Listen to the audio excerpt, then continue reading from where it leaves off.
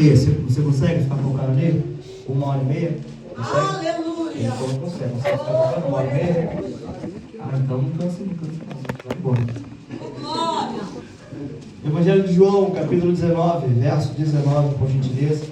Quando você procura o texto, eu quero tributar a Deus por esta oportunidade. Sempre uma honra estar aqui, sempre em casa, no ambiente familiar. Eu sou Cícero, grande amigo. Amo o Senhor, tá, meu filho? Você sabe disso. Obrigado por tudo, obrigado pelo convite. Ele fala que é difícil, mas não, ele sabe. Ele chamar a gente está aqui, porque é uma casa que eu amo muito estar. Minha esposa não pode me acompanhar hoje devido às correrias, mas estou debaixo da bênção dos meus pastores, dos meus líderes. É bom ver alguns irmãos aqui, rever alguns rostos. Deus possa abençoar a minha, toda a sua casa, Deus possa abençoar a irmã, em nome de Jesus, toda a igreja. O povo está crescendo, né? Graças a Deus. Deus é fiel. A vez que eu venho aqui, o povo está crescendo. Isso é fruto, isso é bom. Glória a Deus. João 19, verso 19, por gentileza. Diz o texto da minha Bíblia, é diferente, mas o contexto é o mesmo. Verso 19. E Pilatos escreveu um título, pôs em cima da cruz, e nele estava escrito: Jesus de Nazaré, o Rei dos Judeus. Muitos dos judeus leram este título, porque o lugar onde Jesus foi crucificado era próximo à cidade, e estava escrito em hebraico, grego e latim. Então diziam os principais sacerdotes dos judeus a Pilatos: não escrevas o Rei dos Judeus, porém ele diz ser o Rei dos Judeus. Versículo 22, que você vai tornar o seu assento.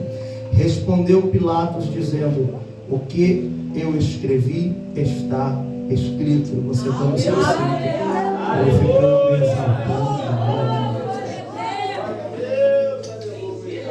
Pregar essa mensagem para mim é um campo muito confortável, porque coisa boa é falar de Jesus, né, irmãos? E às vezes a gente esquece um pouquinho da história do nosso mestre, do nosso Salvador.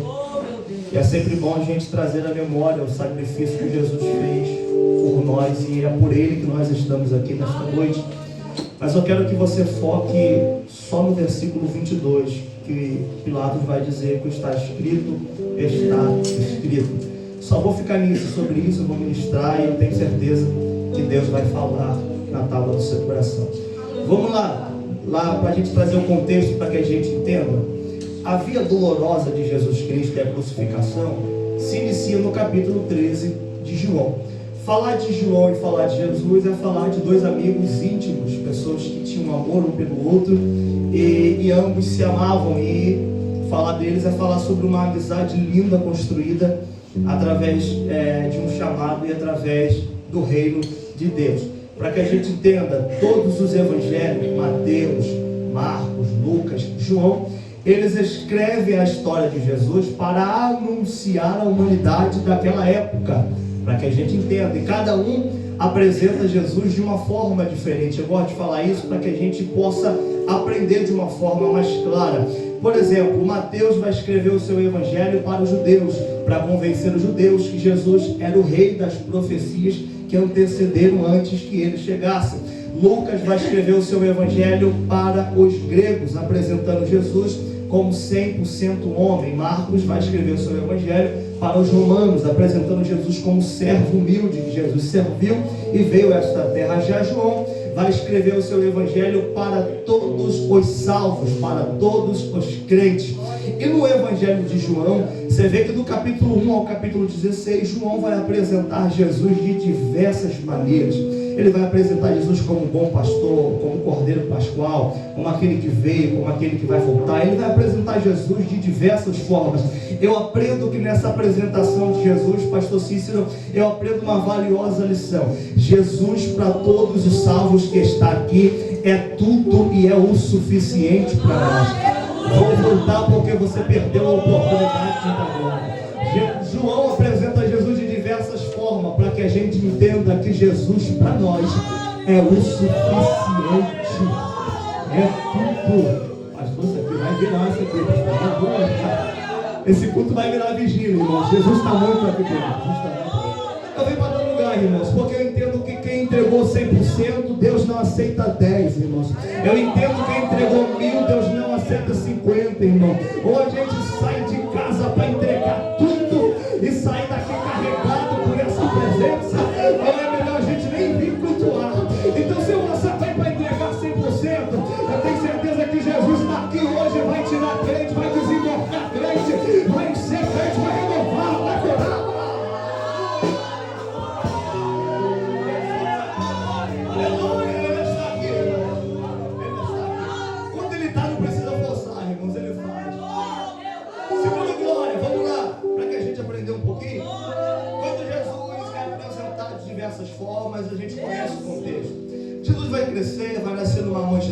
porque não havia lugar na estalagem, que na época chamava estalagem hospital. Então ele vai nascer numa manjedoura. Manjedoura é um local que só nascia cordeiros, e aí também se cumpre mais uma profecia, até nos mínimos detalhes havia profecia se cumprindo de Jesus. Mas para que a gente entenda, havia um profeta no Antigo Testamento chamado Isaías, que foi considerado pela teologia o profeta messiânico, porque foi o que mais profetizou sobre Jesus Cristo. Há algumas profecias de Jesus Cristo no livro de Isaías. Uma delas é que Isaías vai dizer que nasceria um da virgem que esmagaria a cabeça de Satanás, e seu nome se chamaria Emanuel, Deus conosco. Outra profecia que havia, dizendo que pelas suas pisaduras e pelas suas feridas nós fomos sarados, e como ovelha foi levado ao matadouro para ser entregue à morte. Então você nota que a vida de Jesus já estava escrita, já estava assinada, já estava decretada. Era o projeto de Deus para o seu filho Jesus. Jesus cresce, parece que 9 anos no templo, ensinando. Depois dos 9 anos some. Alguns vão dizer que ficou com seu pai na carpintaria, aprendendo o ofício. Tanto que depois ele faz algumas situações que parece que realmente ele ficou com seu pai. Mas nós conhecemos um ministério que durou 3 anos, de milagre, de cura, de salvação. E aquilo que estava escrito precisava se cumprir. Aí entra a via dolorosa da crucificação de Jesus. Presta atenção. Se você quiser chorar, você chora, porque eu não consigo pregar essa mensagem sem chorar, irmãos. No capítulo 13, antes da festa da Páscoa, que era a festa importante para os judeus, Jesus está tomando uma santa ceia, ou a última santa ceia, com os seus discípulos. E ali o diabo coloca no coração de Judas Iscariote, que havia 2 Judas Iscariote, para trair Jesus e entregar Jesus ao Império Romano. E no capítulo 14 a história começa. Jesus sente que o seu momento está chegando. Jesus sente que o seu momento de partir, tanto que no capítulo 13 ele vai dizer: o meu momento está chegando, ou está chegando a hora do Filho do Homem ser entregue aos pecadores. Capítulo 14 ele vai ter um dos últimos discursos com os seus discípulos, alertando para onde ele iria, que ele deixaria o Consolador, que ele iria preparar lugar, preparar as mansões celestiais para mim, para você morar quando o arrebatamento acontecer. Capítulo 14, capítulo 15, ele vai falar que ele é a videira verdadeira e nós somos os ramos. E isso é uma conversa que ele está tendo com seus discípulos. Essa conversa se estende no capítulo 15, capítulo 16 e capítulo 17. Quando chega no capítulo 18, Jesus está num monte chamado Getsemane, enfrentando a via dolorosa que estava prestes a acontecer. No monte que nós conhecemos como Getsemane, os soldados romanos, junto com Judas, veio pegar Jesus. Talvez na sua cabeça fique uma pergunta: por que soldados romanos e não soldados judeus? Para que a gente entenda, vou causar um nó na sua cabeça, mas depois o pastor Cícero resolve isso aí com você. Vamos lá. Por que foi soldados romanos e não soldados judeus? Existia um acordo de paz que toda nação fazia.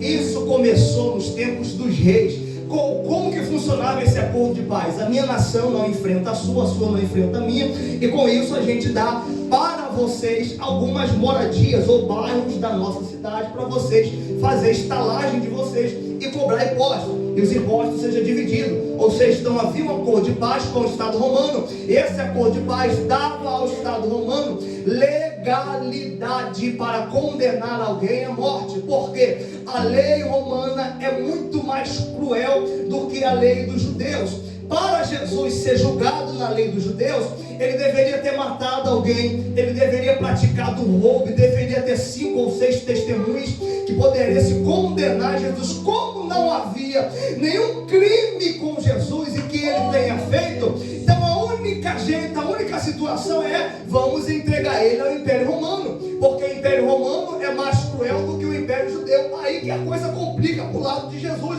porque quando ele é entregue aos soldados romanos, há uma lei romana que César escreveu, que ninguém poderia se considerar rei em qualquer território romano que não fosse César. Se alguém se considerasse rei em qualquer território romano, deveria ser morto cruelmente. E qual era a pior morte que tinha naquela época para o Estado romano? A crucificação. Era a pior morte que existia, a morte mais dolorosa, a morte mais lenta que pode se pensar. Cortar a cabeça era fácil para ele, gente no meio era fácil para ele, jogar no Coliseu era fácil para eles, mas a pior morte que tinha naquela época era a crucificação, porque era uma morte de 2, 3 dias agonizando até morrer, uma dor brutal, era um sofrimento extremo, as suas pernas deveriam ser quebradas, seus braços deveriam ser quebrados, era uma dor imensurável. Então o único jeito de crucificar Jesus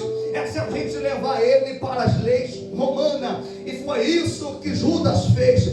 Foi lá em Cesareia, falou: existe um aí que está curando, que está dizendo que é rei, ele diz que é maior que César, que ele é maior que todo mundo, está curando aí os soldados romanos se levantam e vai pregar. Jesus, você conhece essa história, Pedrão vai puxar a espada, vai cortar a orelha do soldado. Pedro não estava convertido, porque na igreja existe 2 tipos de crente: o crente convertido e o crente convencido.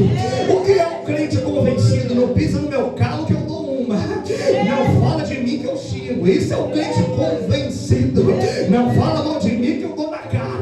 Eu já vi isso, irmãos, em reunião ministerial. Pastor Cícero sabe como é. Não fala de mim não, senhor. A gente estava numa reunião ministerial no nosso antigo ministério. Meu irmão, o negócio pegou fogo, meu. Só sei que teve um obreiro que queria pular no pastor, falou: eu vou matar esse velho, ele está falando de mim. Eu falei: crente convencido, aí não Pedro, puxando a espada para cortar a orelha do soldado. Aleluia, mas nessa noite papai vai converter você. Papai vai converter. Jesus cura.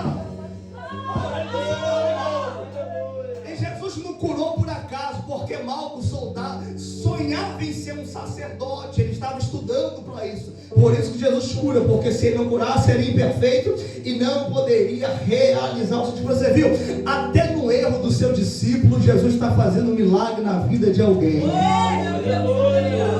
Até nos nossos erros, Jesus está alcançando alguém. Até a nossa falha, nosso jeito de ser, Jesus está tocando na vida de alguém. Pegam Jesus, e aí que começa o negócio a ficar feio. Porque quando pegam Jesus, vão levar ele até ao braço direito de César, por nome Pôncio Pilato. Quando levam Jesus até este homem, vão apresentar Jesus, já tendo batido em Jesus um pouco, e vão apresentar Jesus. Pôncio Pilato olha para ele e fala: eu não vejo culpa nesse homem, eu não vejo erro, eu não vejo falha. Tudo que eles estavam tentando para condenar Jesus não estava dando certo, porque era um homem que era uma perfeição pura, não tinha o que fazer. Só que eu gosto dessa parte, que no capítulo 18, quando levam Jesus a Pôncio Pilato, e no versículo 37, Pôncio Pilato vai conversar com Jesus, e a conversa que é exatamente o capítulo 19, antecipadamente. Ele vai chegar para Jesus e vai dizer: ó Jesus, é você que é o rei de judeus? É você que é o cara? É você que está curando aí? É você que está salvando? É você que é o camarada? É você que é o rei? Aí Jesus responde dizendo: vocês que estão me chamando de rei, eu não disse que eu sou rei. Porém, olha o que Jesus vai dizer, dizendo: porém, eu nasci para isso, eu vim para isso, eu estou aqui por causa desse propósito, eu estou aqui por causa dessa causa. Jesus vai dizer que estava escrito para ele fazer aquilo ali. Aí que ele vai bater em Jesus, aí que começa a humilhação. Que quando o Pôncio Pilato bate Jesus, ele vai entregar Jesus na mão dos soldados romanos. Aí que piora a situação. Vai levar ele para a praça pública, onde ficava perto de um cenáculo naquela época, que era um cenáculo de Pôncio Pilato. Vai colocar Jesus no centro, vai amarrar Jesus num tronco, e aí que a coisa começa a feder, irmãos, porque vão usar o chicote romano chamado azorrar. Esse chicote romano às vezes tinha 3 fios, às vezes tinha 5 fios, e em cada ponta desse chicote havia um pedaço de osso amarrado. Dentro do pedaço de osso havia uma lâmina cravada, ou seja, para que qualquer coisa que fosse bater, o corpo sofresse, ou seja, arrancaria a pele do corpo, amostraria a carne. Segundo John Cliff, ele vai dizer que em torno de 400 e pouquinhas chicotadas que foram dadas, ou cortes que foram dadas no corpo de Jesus. Agora você pensa, cada ponta havia um osso, em cada osso havia uma lâmina. Então se pegasse automaticamente, quando puxasse, o intuito era rasgar o corpo. E foi isso que aconteceu. Rasgou o corpo de Jesus. John Cliff vai dar um testemunho dizendo que as carnes dele branca, viva, estava aparecendo com cada batida que os soldados romanos davam. Agora você consegue imaginar que tudo isso foi por causa de mim, de você, que não merecemos esse amor, irmãos. O apóstolo Fred Baruch da África, ele pregando uma mensagem, ele falou que toda vez, isso mexeu no meu coração, toda vez que a gente pensa em largar Jesus, é como se a gente fosse um soldado romano dando uma chicotada no corpo dele, porque a gente não, às vezes a gente deixa de reconhecer esse sacrifício. Aí sabe o que acontece? Às vezes a gente está em casa, às vezes desanimado, triste, querendo abandonar, querendo sair da igreja. A gente não pode nem para pensar um pouquinho aquele sofrimento que ele teve. Será que vale o seu desânimo? Aquele sofrimento que ele passou, será que vale a sua desistência? Será que vale largar ele? Aleluia! A carne dele estava aparecendo viva, e esse sofrimento, irmãos, foi por causa de mim. Ai, irmãos, que a gente olhe com mais carinho para a cruz, que a gente olhe com mais amor para a cruz. Quando a vontade de Satanás bater no teu coração, que você olhe com carinho para a cruz, porque foi por causa de você. Olha,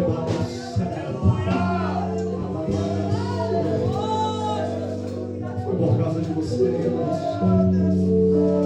Olha o sofrimento que ele enfrentou. Será que vale a pena realmente existir? Será que vale mesmo largar ele? Será? A carne viva aparecer, vai piorar a situação. Eles vão enrolar Jesus depois de bater em Jesus. Eles vão enrolar Jesus num paninho fino. Vão jogar Jesus numa cela fria.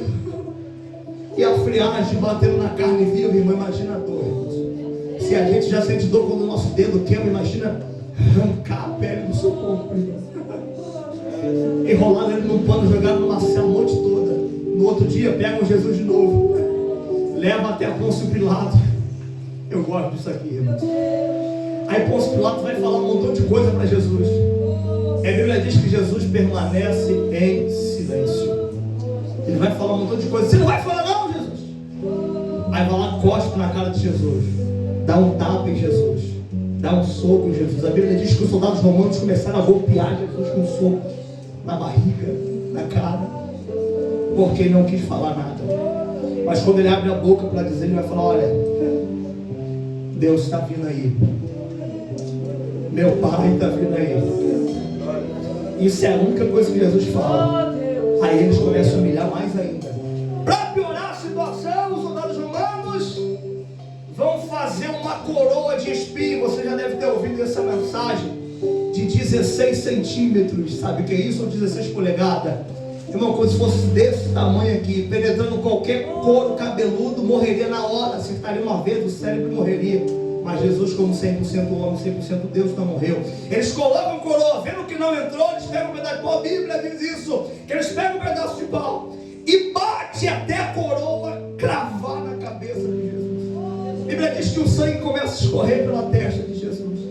O sofrimento estava tão grande que, para piorar a situação, vão levar eles até o judeu, vão dizer: olha aí, o que você quer que a gente faça com ele? Solta Barrabás e crucifica Jesus. Quem está crucificando Jesus é os próprios judeus, tá? Não são romanos, não. E Jesus disse bem claro: eu vim para os meus, mas os meus não me reconheceram. E para ficar pior, vão pegar uma cruz que era para Barrabás. Barrabás era o dobro do tamanho de Jesus. Vão fazer Jesus carregar em torno de 8 a 12 quilômetros andando até o lugar chamado Gólgota, onde que Jesus deveria ser entregue à crucificação, erguida a sua cruz. Ele não aguentando o peso por causa do sofrimento sendo tão grande. Vão pegar um irmão sirineu no campo, vão mandar ele carregar a cruz com Jesus. Esse homem ajuda a carregar Jesus. E quando vão para o alto da crucificação, o escravo não foi colocado na mão de Jesus, não, gente. Foi colocado no pulso dele. Só foi para a mão porque depois que colocaram e levantaram e esticaram o braço de Jesus, sendo que a cruz não dava o tamanho dele, então tiveram que quebrar, tiveram que esticar até o osso dele quebrar, para que o braço dele chegasse. Não conseguiram botar na palma, botaram no pulso dele. E a Bíblia vai dizer que o corpo dele se inclinando para cair, Jesus segura nos cravos e joga o seu corpo para trás para ele não cair. Aí é nessa que daqui do pulso vai para a mão dele rasgando, segundo John Cliff. Olha o tamanho do sofrimento, irmãos. Pega os 2 pés deles e prega os 2 pés dele, cravam os 2 pés dele. Nem vou entrar no termo da lança perfurando, das pontes, senão perderemos muito tempo. Mas o negócio é o seguinte: quando o corpo estivesse quase morrendo, o soldado deveria quebrar os seus pés, deveria quebrar as suas mãos, para acabar e concluir o sofrimento. Olha o tamanho do sofrimento. E outra, para você ver que a coisa foi tão séria, foi tão doída, que quando ergueram Jesus na cruz, a Bíblia não é coisa de pregador e nem exegese criada por Mateus, não. Isso aqui é a Bíblia dizendo que Deus virou as costas para a cruz, porque não conseguiu olhar o sofrimento do seu filho amado. A Bíblia diz que Jesus olha para o alto e fala: Deus meu, por que me desamparaste? Deus não estava desamparando Jesus. Deus não estava conseguindo ver o sofrimento do seu filho. Não dói quando a gente vê um dos nossos do tráfico, não dói? A gente não chora. Imagina esse sofrimento aqui, se o próprio Deus, onisciente, onipresente, o ômega, o alfa, o princípio, o meio e fim, não conseguiu olhar o sofrimento de Jesus do seu filho na cruz.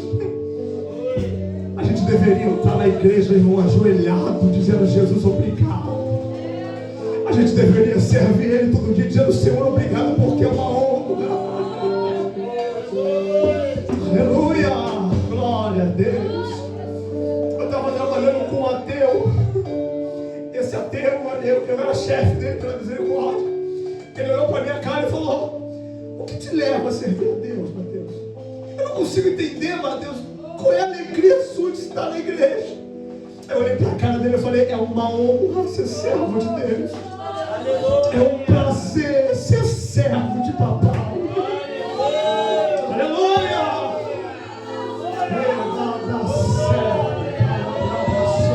É uma honra ser servo de Deus.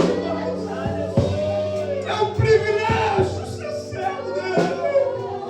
Ele tinha gente melhor para escolher, mas escolheu você. É uma honra. Ah, Jesus, eu te amo, Senhor.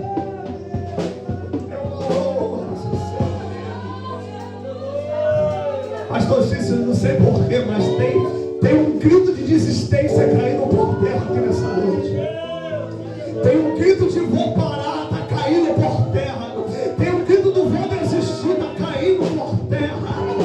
É uma honra ser servo dele. É um privilégio poder servir desse.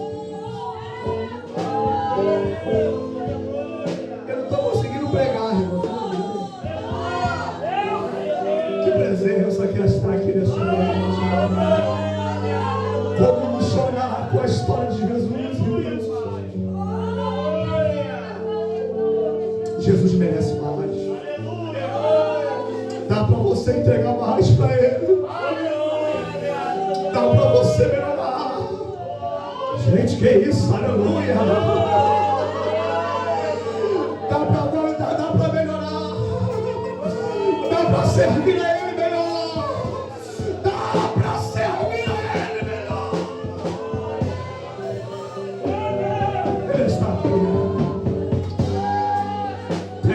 De alguém aí, papai está aqui. Fala para essa pessoa: dá para melhorar. Fala para essa pessoa: se esforça, crente. Se esforça. Se esforça. Se esforça. Se esforça. Se esforça.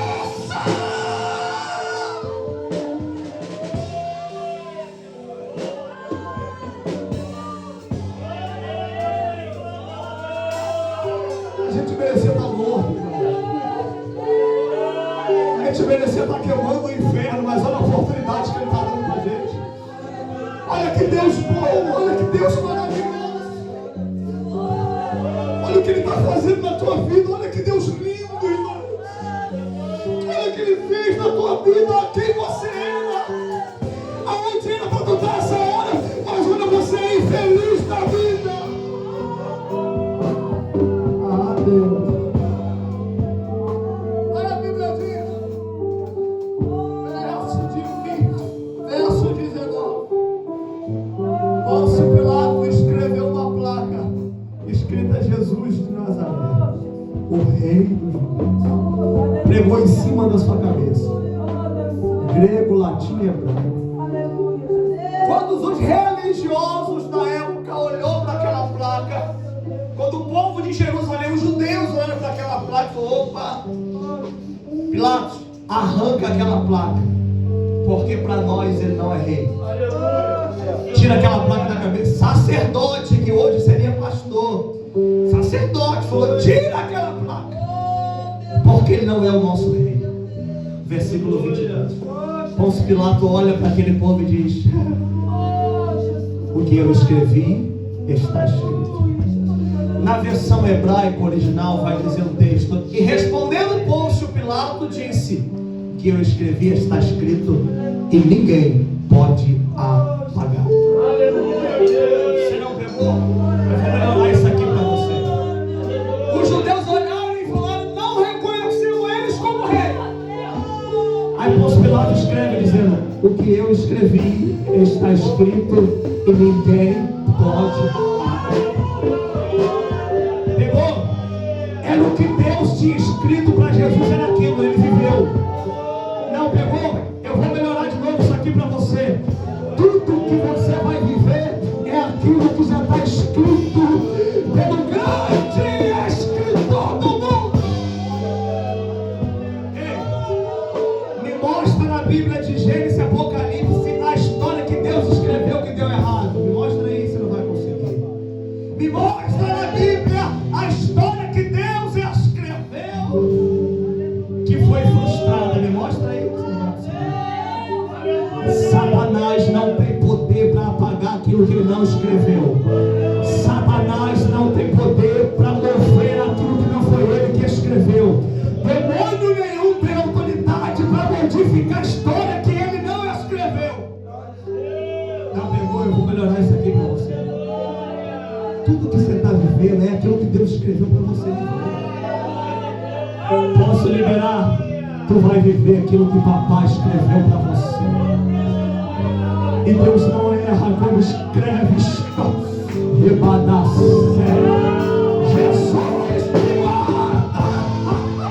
Deus não erra a história. Deus não erra quando escreve. Deus não falha. Está escrito, já era. Está escrito. Está escrito.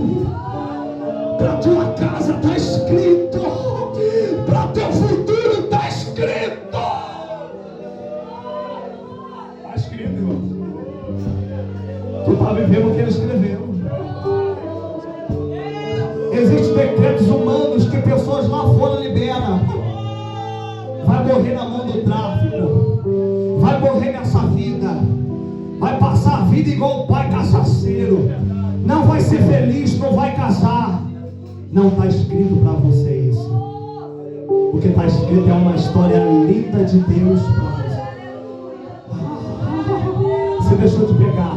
Deixa eu pegar.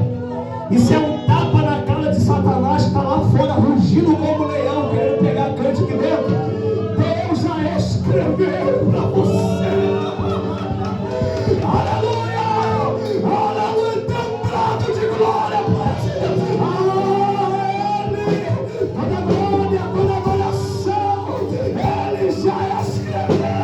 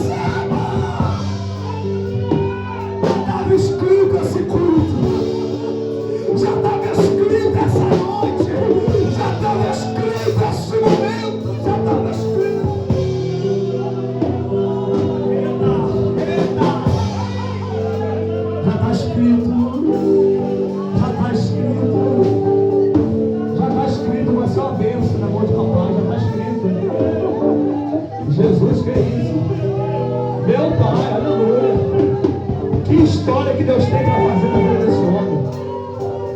É um testemunho vivo de que Deus cuida. Meu Pai, que é isso, Jesus? Está uma guerra muito grande para você ficar firme na igreja. Está uma luta constante aqui dentro. Pensamento de parar. Será que vai dar certo mesmo? Será que eu vou conseguir? Deus mandou pregar isso para você hoje. Ele já escreveu para você. E Deus não erra a história de ninguém. Deus não escreve para dar errado. Deus não escreve para fracassar. Deus não escreve, aleluia. Já está escrito. Já está escrito. Eu estou falando para alguém, já está escrito, já está escrito. Calma, descansa o coração. Descansa o coração. Já está escrito já para você. Ele vai mudar a tua história, o teu ser. Já está escrito. Tu vai ser uma bênção na mão de papai, já está escrito. Aleluia. Aleluia, já está escrito. Já está escrito.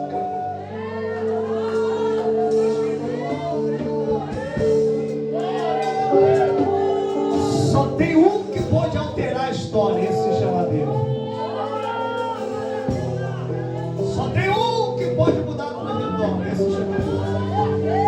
Jesus disse bem claro, eu nasci para isso. Você nasceu para ser uma bênção. Você nasceu para dar certo, aleluia. Decretado na minha vida que eu ia morrer com meus 16 anos de idade. 5 irmãos da igreja foram visitar minha mãe e decretaram. Eu estava terrível mesmo. Estava quase morrendo mesmo, só Deus na minha vida. Essas irmãs foram na minha casa, eu chorei como uma criança nesse dia, eu estava no quarto. E elas falaram, Cláudio, a gente viemos aqui como uma igreja do Senhor confortar você, porque do jeito que o seu filho está, Cláudio, não tem jeito para Mateus não. E eu chorava, eu falei, Jesus, não era para dar uma palavra de apoio. Sabe o que ela falou? Vai ser igualzinho os primos. Vai morrer. A gente está aqui orando, Cláudio, para você não perder a sua fé. Mas já estava escrito que eu seria um pregador da palavra. Já estava escrito que eu teria um casamento. Já estava escrito que eu ia para outros estados. Faz um mês que eu voltei do Paraná, pregando com Jesus, anunciando esse reino. Já estava escrito. Levante as tuas mãos, que eu quero profetizar. Existe uma linda história para você. Existe uma linda história para a tua casa. E você vai viver.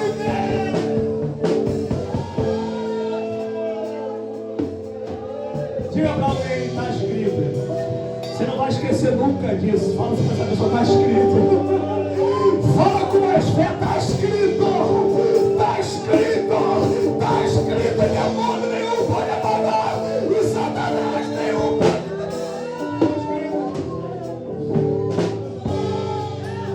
Você nasceu para estar na mão de Deus, irmão. Sua casa vive para estar na mão de papai. Vai dar certo, vai acontecer. Deus vai mudar esse cativeiro, Deus vai mudar essas coisas. Deus não é. Que isso, Deus? Aleluia. Está sentindo ele aí? Está sentindo ele aí? Eu não tenho mais nada para te oferecer, não sei essa presença. Você não tem.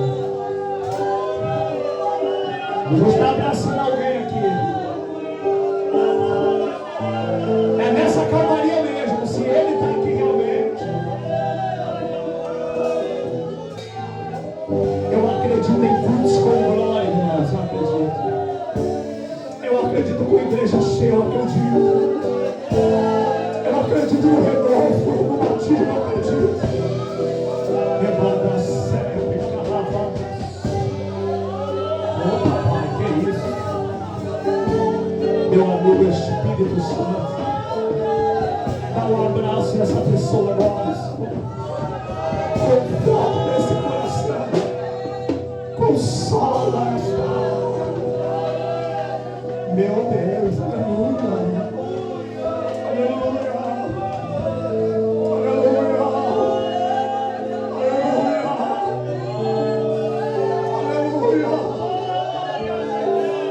Aleluia. Aleluia. Glória, glória,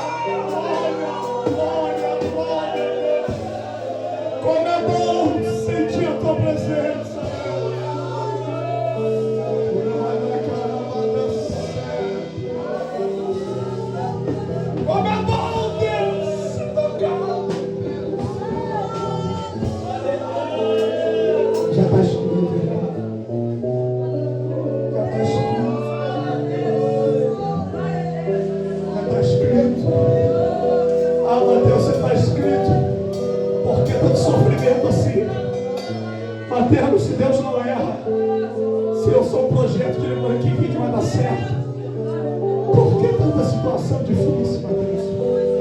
Parece que é difícil só para mim, Mateus. Eu aprendi, pastor Cícero, que na ausência de inimigos também acontece a ausência de vitórias. Eu aprendi que na ausência de dificuldades também se ausenta vitórias. É por isso que tem que ser tão difícil para você, porque se ausentar, você vai achar fácil demais também. Você vai se relaxar. A igreja primitiva pecou quando relaxou. Aí colocaram santo, colocaram estátua na igreja, prenderam a Bíblia. É por isso que Deus não deixa você relaxar. E outra, Deus não revela processo a ninguém, Deus revela chamado. Porque se Ele revelar processo primeiro, você não quer o chamado. Se Ele falasse que seria dessa forma, você queria ruim, você queria ficar sentadinho no banco da igreja. Mas como Ele não revelou, só chamou você, só falou, vem que no caminho eu te explico. É por isso que você está passando tudo isso, porque já estava escrito para acontecer isso. E outra, tudo isso que está acontecendo está te tornando mais crente do que nunca.